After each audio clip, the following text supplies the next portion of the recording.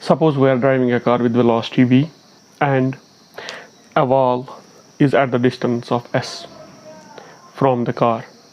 Now in this question we have to calculate whether it is good to apply the brakes or whether it is good to take a turn or take a curve.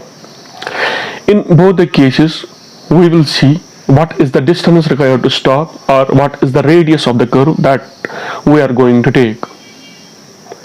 In the case where the distance is smaller, that method is safer.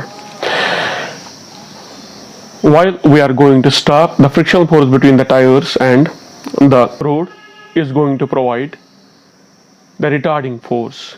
So we will approach first case by work energy theorem. So work done by frictional force will be equal to change in kinetic energy.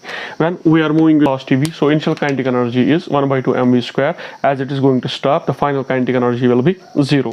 Work done by retarding force will be equal to minus times mu mg, that is force if s is the stopping distance, will be equal to final kinetic energy 0 minus initial kinetic energy 1 by 2 mv square.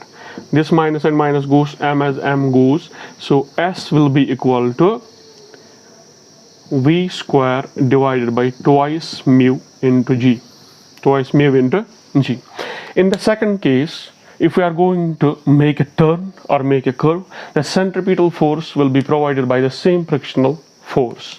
As we know, the centripetal force is equal to mv square by r. Here the distance or the radius is taken as s, will be equal to mu m g.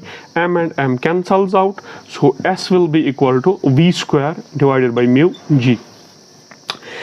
When we take a look at this distance and this distance, clearly the stopping distance is half. The stopping distance is half the radius of the curve we are going to take. So clearly it is safer to apply the brakes and stop in half the distance as it is to make a curve.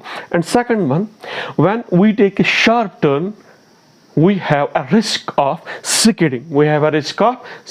That means when you see an obstacle in front of you where you are speeding up the car or when you are moving in a car, it is safer to apply the brakes than to take a turn.